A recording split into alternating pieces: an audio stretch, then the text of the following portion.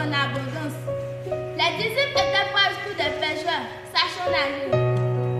Mais à ce moment précis, la nage ne pouvait rien résoudre. Dans cette épreuve, la nage n'était pas la solution. Alors il eut peur et se mit à crier, à s'alarmer à grand bruit. Mais la parole de Dieu nous dit que Jésus dormait dans la barque. Alors il le réveillait, mais sauve-nous, nous périssons. Jésus se leva, apaisa le vent, calma la tempête. Et leur posa la question au sujet de leur foi. Ce qui est remarquable dans cette histoire est que Jésus dormait même au milieu de la tempête. Quelqu'un pouvait penser qu'il faisait semblant de dormir. Mais la parole de Dieu nous dit la vérité, il dormait. Mais à ce moment, les disciples n'auraient pas dû s'inquiéter. Les disciples n'auraient pas dû se plaindre. Les disciples ne devraient même pas se douter de quelque chose. Puisque la solution à leur problème était dans la barque. Puisque celui qui a le pouvoir sur tout était dans la même barque qu'eux. Donc à ce moment, l'inquiétude ne devrait pas apparaître. La plainte ne devrait pas apparaître. Mais Jésus, qui est le maître des temps et des circonstances, en le réveillant, il ne s'inquiéta de rien.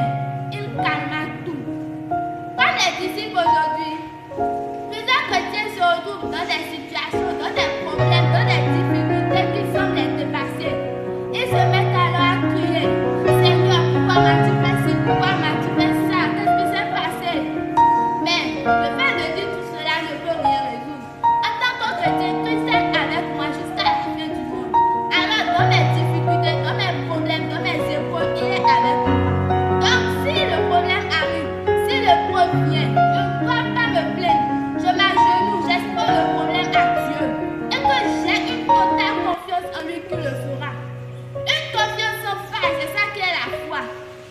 Nous avons l'habitude de faire confiance à nos chauffeurs, à nos amis, à nos taximans quand nous voulons voyager.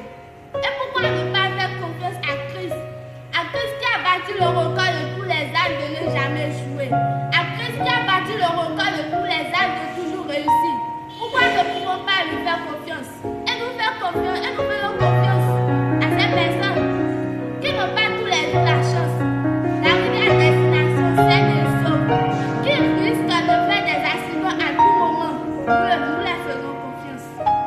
Lorsque j'ai un problème, j'ai une affaire, et j'ai quelqu'un qui peut le résoudre, alors pourquoi m'inquiéter?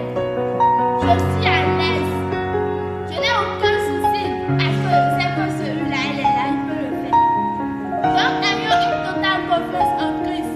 Lorsque nous nous retrouvons dans des situations difficiles, dans des problèmes, ne nous mettons pas à crier, à pleurer. Exposons le problème